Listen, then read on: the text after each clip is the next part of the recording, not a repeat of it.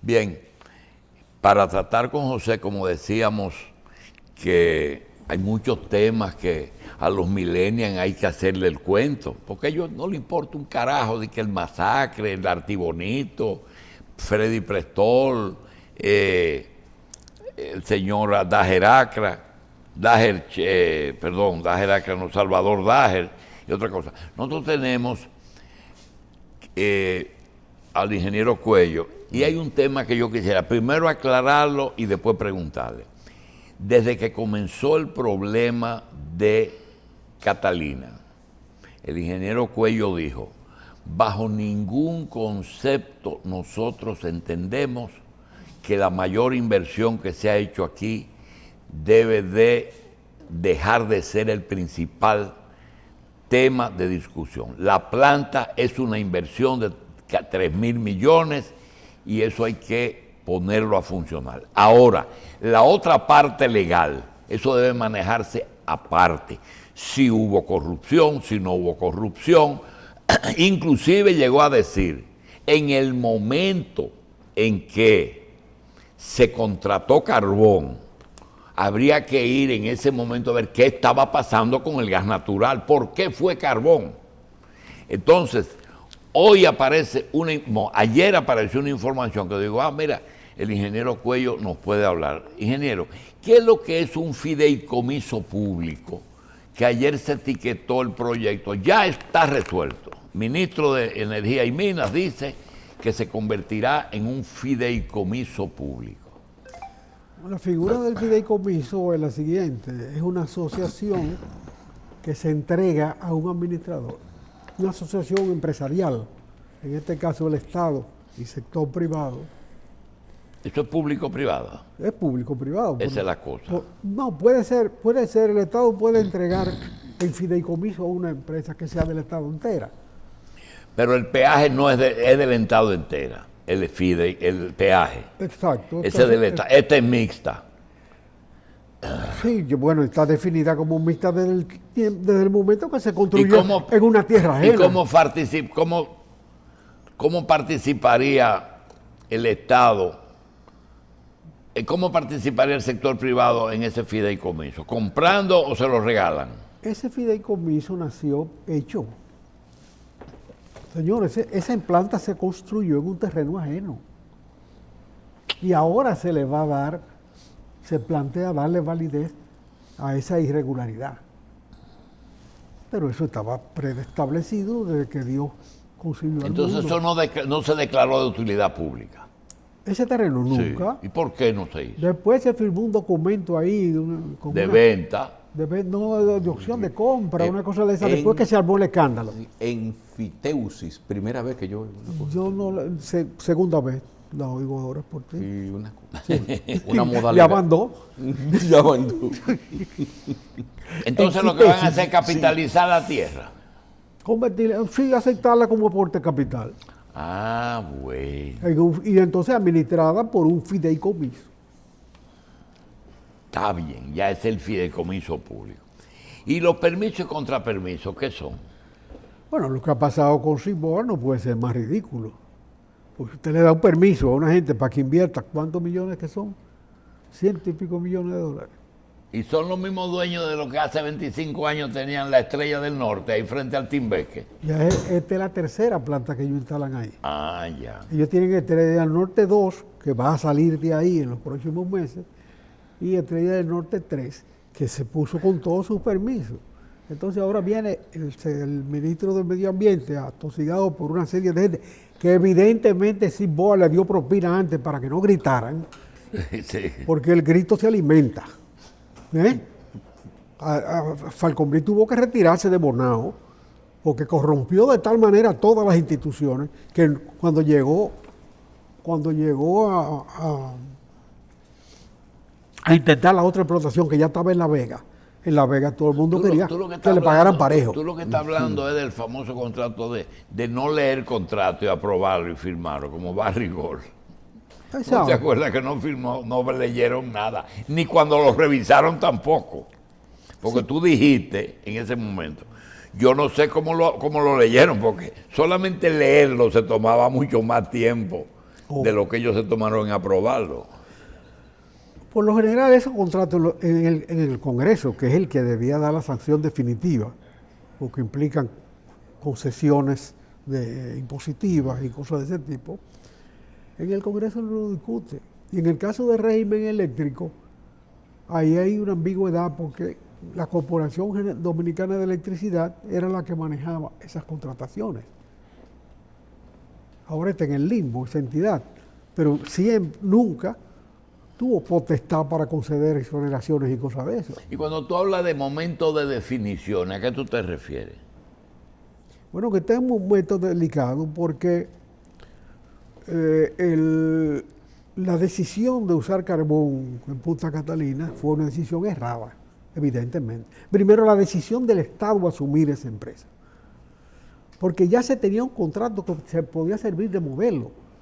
El contrato, no perfecto, pero el que ha dado mejores resultados para el país, que es el de AES, que implicó la introducción del gas natural en el país. Yo digo que el contrato mejor está sancionado esta semana. AES Dominicana coloca en el mercado de bonos internacionales 350 millones de dólares y se vendieron en una tarde al 5.40%. Se vendieron en una tarde en el mercado internacional de bonos. De manera que es una empresa que trabaja bien, que trabaja profesionalmente. No sé quién es el dueño de eso, ni me importa. Sé que un grupo de Santiago compró un pedazo. Y esa empresa de gas es la que está en Caucedo, que vende el gas natural aquí. Sí, es la única que importa gas natural. ¿Y cuáles fueron esas empresas que unos dominicanos invirtieron ahí? Ahí mismo. ¿En esa empresa? En esa empresa. ¿Y esa es una empresa norteamericana? Una empresa norteamericana que cotiza en bolsa. Y aquí 2 o 3 dominicanos compraron. Bueno, pero espérate, esta está constituida como una empresa dominicana, AES Dominicana. Ah, ya. O sea, tiene una inversión de AES y tiene socios locales. Y tiene socios ya locales. Algunos que entraron después que triunfaron. Y tiene asegurado su mercado, ¿verdad? Bueno, tiene un contrato de suministro de energía con el Estado. Está condicionado al precio que ofrezca cada vez, pero ellos tienen los costos más bajos. En consecuencia, pueden ofrecer los precios más bajos. El primero que contrata aquí es AES. El primer contrato que se tiene en cuenta de comprar. Pero vuelvo a utilizar tus expresiones. Lo más difícil de un negocio, ¿qué es? Vender. Sí. Vender es lo más difícil. Sí. Y hay negocios que tienen amarrado la venta. Por ejemplo. Espérate, en el sistema eléctrico dominicano se llegó a una situación que no se pensó cuando se concibió la reestructuración del sistema eléctrico, de ninguna manera, porque nadie va a pensar eso de manera tan torpe. Se llegó a una situación en que el inversionista en la generación tiene garantizado su rentabilidad, incluso si no produce. Y ya tuvimos el caso de Coyentrix, que al Estado le salía más barato pagarle no produciendo que produciendo. Ya esa situación se cambió después de muchos años. Bien, el inversionista tiene esa garantía. Usted gana dinero. Usted oferta la energía para ganar dinero. Y yo asumo la distribución, o he asumido la distribución, no importa que garantice las pérdidas. En consecuencia, ahí se concentraron las botellas, los trajines políticos, toda la mala crianza que cultivó la Corporación Dominicana de Electricidad en sus muchos años de disparate. ¿Y tú estás convencido de que esos 700, dos plantas de 350 o algo, o de 300, no importa? Minutos más, minutos menos. Ok, que están instaladas ahí, antes de que estén plenamente funcionadas, recibidas, facturando, aquí suelto por ahí, se habrán instalado otra cantidad de 700 megas en no renovables. Por lo menos eso se dice. A cada rato cantan 50, 30, 20, porque eso lo puede instalar cualquiera. En el único sector de no renovables que no hay inversión privada todavía es en el del agua. Porque la ley establece que si te pasa un curso de agua por una finca, tú puedes hacer una presa, pero que no sea más de 5 megavatios. Tú puedes utilizar esa agua. Sí, porque es un bien público, aunque pase por ahí. Y los que han hecho estudios para utilizar esa agua no cuadran en términos financieros en una inversión para 5 megas. De manera que hay que modificar la ley. Porque el ¿cómo se dice? Turbinación. Turbinación de agua no contamina, ¿verdad? No contamina eso.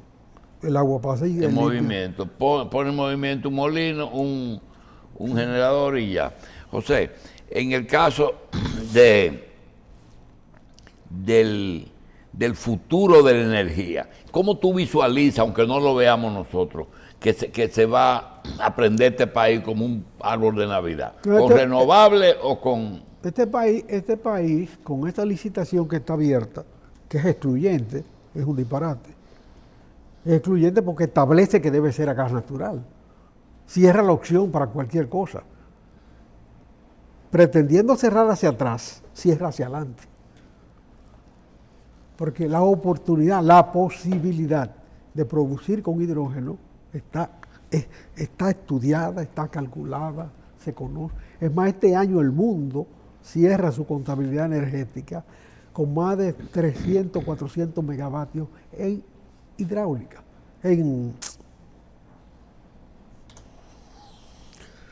usando como combustible el hidrógeno.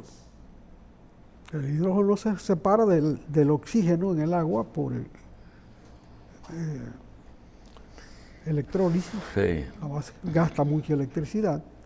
Y la combinación que se ha concebido es utilizar energía natural de viento y de agua que no tendría sentido para producir energía no tendría y con esa energía producir el combustible para las otras plantas. No tendría sentido que te diga, mira, la NASA descubrió con unos estudios satelitales que uno de los yacimientos más grandes de petróleo está en el este de la isla de Santo Domingo. Y resulta que sería una maldición para ya este no país. tiene ningún sentido porque los concursos y todo excluyen el petróleo. Es decir, ya hay que olvidarse de petróleo. Sería una desgracia para este país que se fuera a descubrir petróleo hoy. ¿Por qué? Porque ¿dónde está Venezuela hoy? El petróleo es una maldición. ¿Dónde está Venezuela hoy? Pero no por el petróleo, sino por lo que manejaron el petróleo. Ah, bueno, ¿y dónde están los países árabes envilecidos con esa cantidad de dinero? Vuelto un tollo ahí peleando uno con otro. Riquísimo. Por petróleo. El petróleo fue su maldición. Los judíos no tienen petróleo y están bien. Están mejor que cualquier país árabe.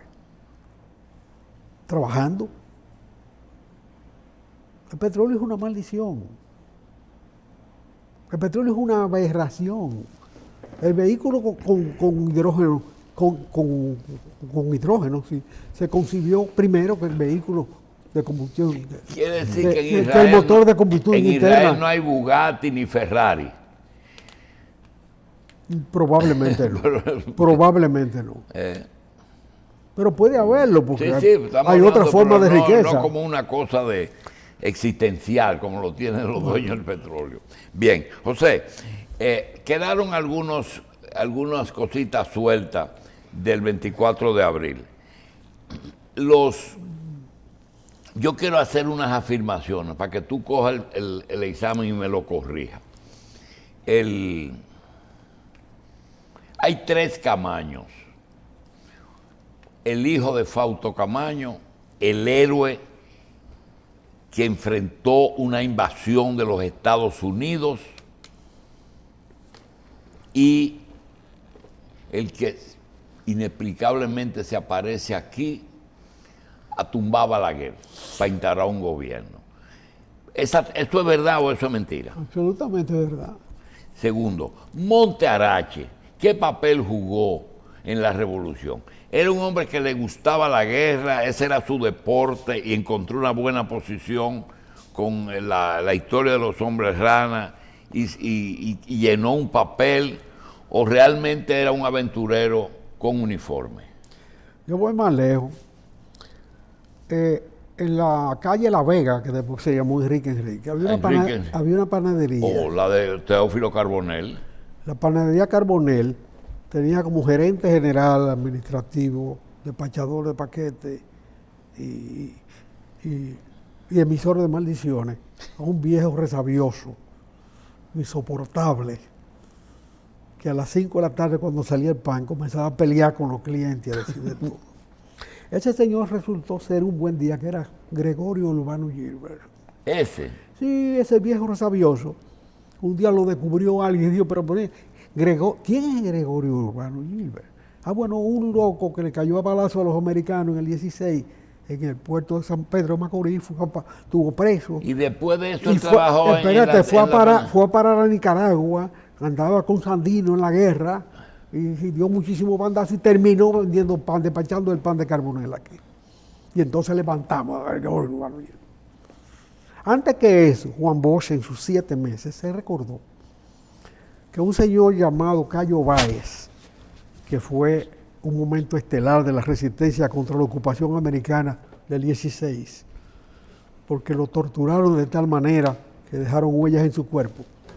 Y cuando lo llevaron a la justicia de los americanos lo habían dejado como estaba, compuesta por jueces dominicanos. El juez Juan Bautista Pérez le ordenó quitarse la camisa y rompió el Cristo. Y se fue del tribunal y se fue del país para siempre. Murió Trujillo y no volvió nunca. Murió en las Islas Canarias, Juan Bautista Pérez. Aún después de muerto Trujillo no volvió jamás. Se quedó allá.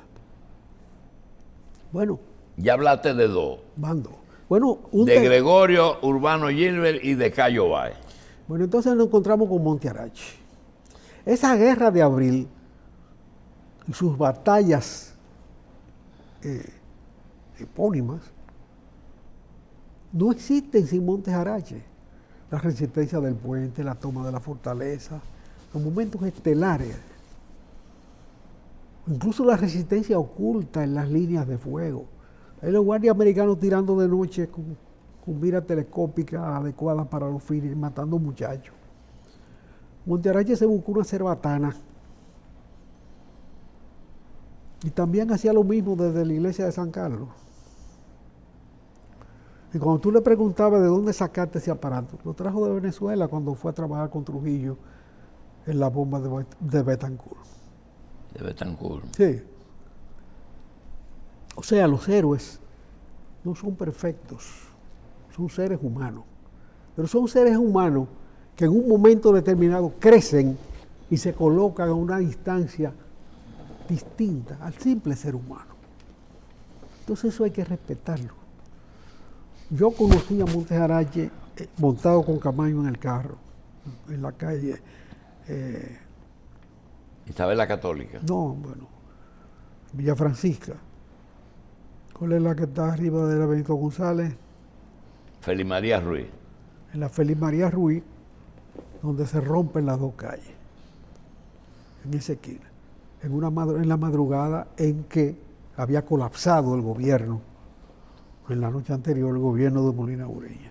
¿El gobierno de Molina Ureña? Monte Arache iba en un vehículo con Camaño, con Claudio Camaño, con Jesús de la Rosa, con La Chapelle, recuerdo esos 5, probablemente eran 6, buscando qué hacer. Y se encontró con un carro donde yo iba manejando, y donde iba Narciso Isa Conde, Carlos Dore y Asdrúbal Domínguez. Resulta que tanto Claudio como Jesús de la Rosa habían sido compañeros nuestros en la Facultad de Ingeniería de Asdrúbal y mío. Y nos cruzamos la vista y separaron los 2 vehículos. ¿Conociste a Monte Arache ahí? Ahí conocí a Monte Arache. Ahí se concibió el gobierno constitucional. Ahí se dieron términos de un manifiesto firmado o proclamado por el Comando Militar Constitucionalista. ¿27? El 27, el 26. El 26, cuando salieron Sí. de la con la Del mesa al palacio. caco de la embajada americana. Cuando ya Camaño tuvo el gesto heroico, valiente, de decirle al embajador americano que él no tenía derecho a hablarle así al presidente de la República. Pero Molina Ureña, que era el presidente proclamado, sí entendió que tenía el derecho a hablarle así y se metió en una embajada. Sí. De ahí salió para la embajada, una embajada latinoamericana. Bueno, esa noche fue una noche determinante de la historia. Montearache estaba ahí. Y con Montearache después actuamos juntos en la Concepción, porque lo encontramos en el momento de la batalla del puente. Él administraba la batalla del puente de un prostíbulo en la calle Barahona, donde entraba como un demonio. Después de 1 hora, 3 horas de guerra, volvía, se tomaba un café, se comía un pan, una comida así, con las manos, y volvía a pelear. Y de repente venía de allá para acá y se murió Bisonó. Bisonó era un capitán que había muerto, lo mataron, que salió de ahí, mató, y él volvía con el resultado, y volvía a pelear. Bueno, era un demonio pelear. Tú estabas ante el espectáculo de un ser excepcional. Bien. Entonces, ese ser excepcional, ¿por qué uno iba a encontrarlo ahí en ese momento de guerra? Era quien autorizaba la búsqueda de la solidaridad internacional, que fue tan importante para la Revolución de Abril, y su sostenimiento frente a una intervención a la cual le faltaban 24 horas. Bien. Ese Montearache es luego quien toma la fortaleza Osama, el que dirige la toma de la fortaleza Osama. Entonces, ¿a qué viene sacar cosas que de manera errática, entiendo, Fafa Bien. Tavera, Pero está claro. el otro día cometió el error de reclamar como un hecho no probado, porque Bien. realmente él lo que hizo fue con los presos que estaban ahí, los presos políticos y normales, trasladarlos al Palacio de Justicia, donde no cupieron, y ya la decisión de meterlo en otras casas la tomaron otros. Bien. O sea, es imposible que el que no estaba esté narrando hechos que desconoce, inclusive algunos están narrando hechos y no habían nacido en ese momento. Todo el mundo no estaba en el mismo sitio, que a veces, inclusive los que estaban, a veces no estaban todos en el mismo sitio, había diferentes frentes y diferentes situaciones. Es decir, el comando que estaba en el arzobispo, en la José Gabriel García, ese comando no estaba en el edificio Copelo, no estaba ahí. El comando que estaba en la escuela Haití, en la Jacinto de la Concha, no estaba en el edificio. Eso es que ocurrieron cosas. 2 temas que quiero plantearte. El 28, cuando desembarca Estados Unidos, que desembarca por el embajador en helicóptero, por San Isidro, por Jaina, porque eso no importa. Desembarca el ejército, militares norteamericanos. No era Fuerza Interamericana de Paz en ese momento, desembarcan. La razón por la que Estados Unidos ordena un desembarco en República Dominicana fue porque las Fuerzas Armadas se dividieron y ellos temieron que alguien ocupa ese lugar, específicamente un frente cubano que apoyara ese movimiento, o ellos tenían otro objetivo que no fuera. Y cuando vinieron lo que hicieron fue limitar el movimiento a Ciudad Nueva y Ciudad Colonial. Realmente la causa por el desembarco fue la división de la Fuerza Armada y el temor de que la izquierda tomara el movimiento. Fíjate, el proceso político dominicano se desata tras el triunfo de Fidel Castro en Cuba. El triunfo de Fidel Castro en Cuba estimuló muchas fuerzas políticas en América Latina que estaban larvadas y sometidas a regímenes realmente más maligno que Fulgencio Batista, como era el del sujeto. El de Trujillo. El de Trujillo. Sumamente, porque Batista había sabido subir al poder y bajar del poder. Sí. Y después dio un golpe de Estado y se volvió un loco. Bien. Pero nunca tuvo las dimensiones de Trujillo. Así que Trujillo, el anticomunismo fue su bandera. No, él suscribió el anticomunismo después de la guerra, cuando se dio cuenta que los americanos lo iban a apoyar. Sí. Antes de la guerra no habló de eso nunca. Bien. Incluso antes de la guerra, él recibió a los republicanos españoles aquí, donde había muchísimos comunistas, y recibió a los judíos en Sosúa, donde había de todo. Eran antinazis, antifascistas. Bien, Trujillo era un hombre con raíces locales. Se manejaba internacionalmente con ciertos criterios, pero su negocio era aquí. Mi cuarto donde está mi guardia. Es una frase suya. Bien. La Revolución Cubana despertó en el país una esperanza de reproducción de acción semejante. Tanto que mucha gente que tenía sentimientos antitrujillistas comenzó a organizarse el mismo 1 de enero de 1959. Ahí comenzó la organización del movimiento clandestino. Ya. Bien. En Cuba se concibió lo que terminó siendo el desembarco de Constanza, Maimón y Terón. Fue allá que se prepararon, se formaron. Vinieron cubanos, pero también vinieron venezolanos, también vinieron norteamericanos. Vino mucha gente distinta. Esa gente distinta eran soldados de fortuna.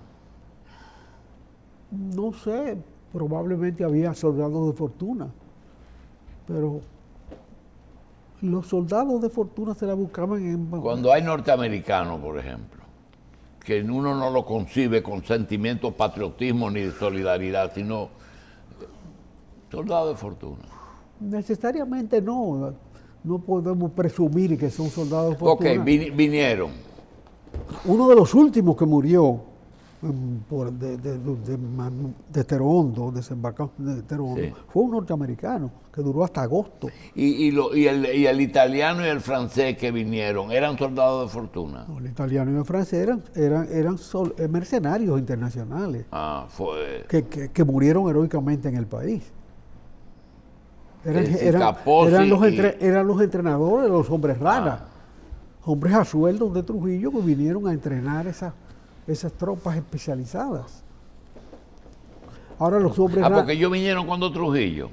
ellos estaban aquí y fueron de los que vinieron como entrenadores después de estar en la Legión extranjera. Es decir, que eso hicieron cuando llegaron era un Cesen o un Alexander Kovacs. Alexander Kovacs lo que vino fue a montar la fábrica de armas. Sí, armas. Y Cesen a entrenar los cocuyos de la cordillera, qué sé yo. Los cocuyos de la cordillera fue después. Yo no sé ese en dónde lo encontraron. Ya. Pero esos dos que estuvieron en la guerra Eran parte de los entrenadores profesionales. Y ahí su relación con Montearache. Y ahí su relación con Montearache. Ya. Su afinidad con Montearache. Sí, porque Montearache fue los Rana. Montearache fue el mejor de sus alumnos. Sí. Bien. José, el otro tema es el siguiente. Mire, este es muy delicado. Cabito estuvo aquí y dice que él cogía el teléfono todos los días cuando el profesor Bosch llamaba y se lo pasaba a Camaño, pero se quedaba para oír cuál era la... En un momento dado, ya el hostigamiento era tan grande que no había nada que hacer. Conversar y conversar si un gobierno con el retorno de Bosch a la constitucionalidad o elecciones. Se entranca el juego y no hay nada que hacer. Llega una sugerencia de Bosch. Negocien, pero no negocien desde donde están. Vayan a la catedral, que ahí los americanos no van a bombardear el monumento más antiguo de América. Negocien desde ahí adentro y ya no hay nada que hacer. Y que en ese momento él envió eso también por escrito. Y que luego vino un coronel, Fernández Domínguez, en un avión que le prestó Estados Unidos desde Puerto Rico para su transportación.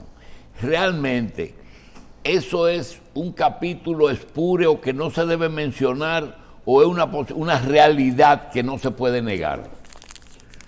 Mira, lo que yo sé de eso es que Fernández Domínguez llegó al país con un mensaje de voz acerca de la constitución del gobierno de Antonio Guzmán, un acuerdo básico. Sugiriendo a Antonio Guzmán. Sí, sobre la base de Antonio Guzmán como presidente de la República.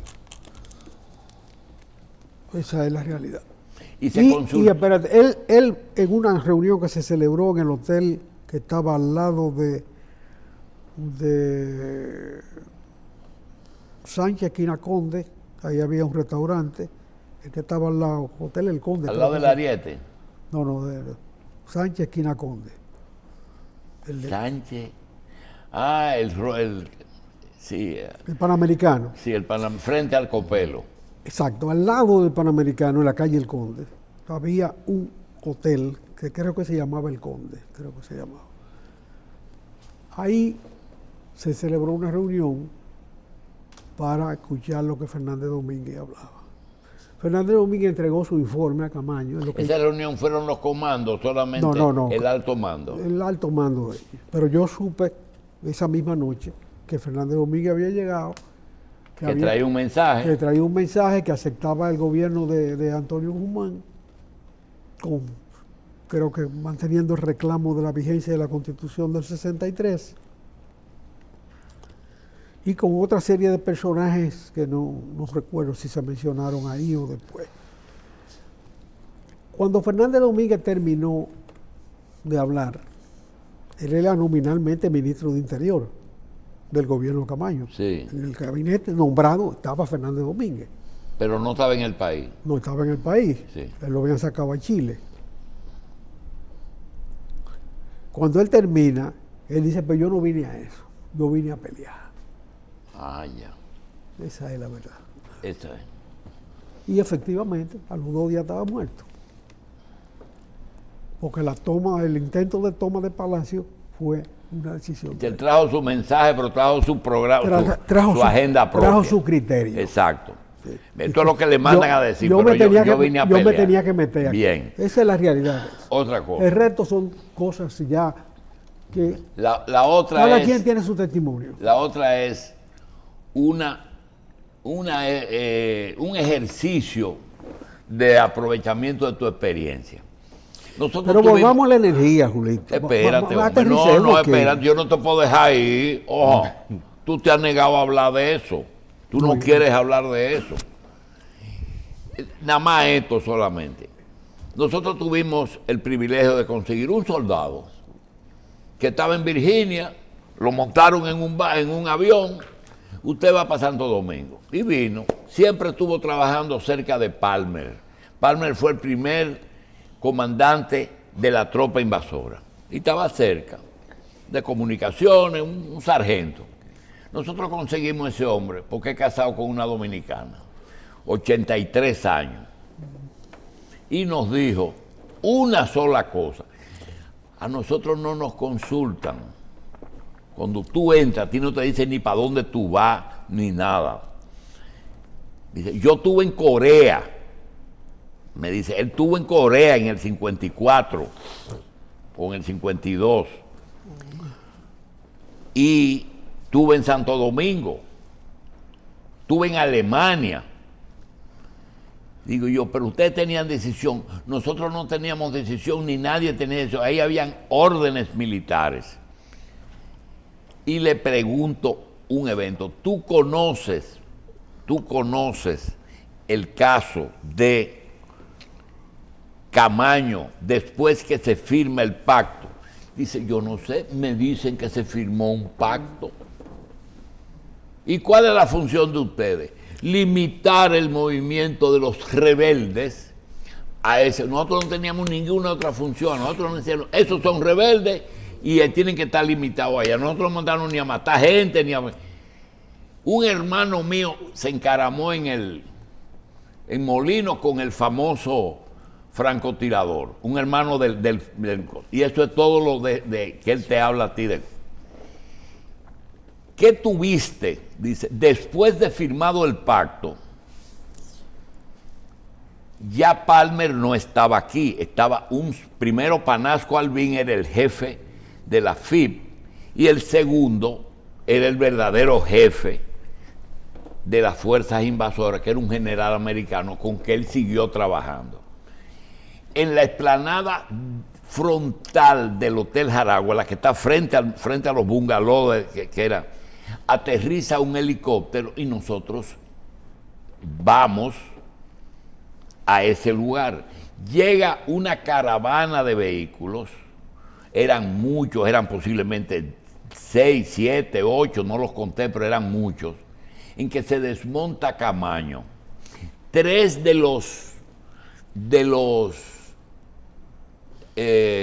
la comisión del grupo son los que se van y los otros se retiran. Y el general lo despide al aeropuerto. ¿Por qué? Porque todavía las tropas estaban entrenadas para cazar rebeldes. Y una forma de seguridad de sacar a Camaño, era de garantizar su vida, era llevándolo en un helicóptero pero usted habló con... No, nosotros no hablamos con nadie. Yo estaba con el general. Y ellos trajeron equipaje. No trajeron ningún equipaje. Él le dijo algo al general y el general le entregó un maletín. Y le dijo, mire general, yo voy para Londres, pero aquí no hay gobierno. Nosotros no sabemos ni quién nos va a recibir, ni embajada, ni nada. Nosotros no tenemos con qué ir allá. Dice, no, mire el sustento suyo allá. Y cuando él lo va a abrir, dice, no lo abra, coronel, porque ahí hay suficiente para usted mantenerse hasta que se formalice el nombramiento o la subvención que le dan a la cosa. Oír eso es antipatriótico de parte de Camaño. Yo no conozco eso. No te estoy diciendo que nadie lo conoce. Eso lo vio una persona y dice, yo no sé, yo vi eso. Porque tiene sentido que él no se fue porque quiso. Camaño no se fue porque quiso, lo obligaron a firmar un pacto, ¿o no? Sí, claro. Bueno. Bajo un cerco terrible. Y Wessing para otro sitio y él para otro sitio. Quedaban, creo que 7 balas por combatiente. Sí. En el momento que se firmó ese pacto. ¿Qué iba a ser? ¿Un holocausto? Íbamos a provocar un holocausto. No, eso es lo que te estoy diciendo. Él tenía que, ese fue el pacto, salir. Mira, lo cierto es que la Revolución Cubana prendió el proceso político dominicano, pero sofocó la posibilidad de una revolución interior. Pero alguien pensó en que eso pudo haber sido un acto revolucionario, o eso sencillamente fue un acto constitucional para reponer un gobierno que derrocaron. El que interpretó eso fueron los americanos. Los americanos lo entendieron como un peligro para ellos, porque tenían un conflicto con Cuba que terminó prácticamente con una guerra termonuclear. Terminamos. José, los bonos, ¿cómo es la electricidad? ¿Y qué se nos queda? Bueno, queda mucho. El país tiene la oportunidad, en la licitación esa que existe ahora y que debe de alguna manera tomar en cuenta esto que voy a decir, tiene la oportunidad de iniciar un proceso para la liberación del país de la dependencia de combustibles importados. La producción de hidrógeno local tú te vas por el hidrógeno. Permite, y es viable ya, permite ver esa perspectiva. Es costosa la separación del hidrógeno del oxígeno, que está en el aire. Sí, pero se puede hacer con energía. O en el agua. Se puede hacer con energías renovables. Se puede hacer. Con la renovable de viento y sol. Se puede hacer. Y entonces ese hidrógeno no solamente es un combustible, sino es una pila de combustible tú en vez de tener reserva energética en pilas, la tienes en hidrógeno. Es un proyecto a desarrollar. Ahora, cuando la AES presentó la posibilidad de usar gas natural, estaba mirando al futuro. Y eso ha hecho el sistema energético dominicano mejor. Tanto que los zánganos de San Pedro Macorís, que cobraban energía sin producir, tuvieron que cambiarse a gas natural, aunque tuvieron que pagar por el peaje. Bien. Porque el gobierno anterior cogió su pedazo en el negocio. Bien. Eso no viene al caso, pero es así. Una vez Mike Mercedes se iba del país y Corporán le envió una carta pública diciendo: no te vayas, Mike. Y yo digo: José Israel, no te vayas sin decirme algo. El cachimbo, la pipa que quiere poner Haití al masacre, ¿tú crees que tiene sentido? Era un problema latente. Era un problema latente. Que existía. Sí. Porque es una sola isla. Ese río es limítrofe. Es limítrofe y corre por este lado y corre por aquel lado. En algunos lugares. Él nace y muere aquí, pero pasa por allá. Muere aquí en Manzanillo. Sí. Pero pasa por allá. Pero entra allá. Sí. Entonces, ese es un problema que tiene que manejarse políticamente. Los haitianos han manejado de manera imprudente esa negociación. Muchos habían tardado, porque de aquí para allá la imprudencia es permanente y el menosprecio común, cotidiano. Es un problema de definición de límites, pero la frontera tiene una importancia hoy que no tenía durante muchos años, durante décadas largas. La frontera no es una tierra abandonada. La frontera es un mundo de exportación dominicana tan importante como cualquier otro. O más. Ya de los rubros, y sobre todo en términos de la vida interna, beneficia a más personas que otros rubros exportables. La minería no emplea tantas personas como emplea la frontera en los negocios de cada día. Es un buen momento, porque hay que pensar en el desarrollo fronterizo. ¿Se puede llegar a un acuerdo? Debe llegarse a un acuerdo. Bien. ¿Y bueno para los dos o sin perjudicar a ninguno de los dos?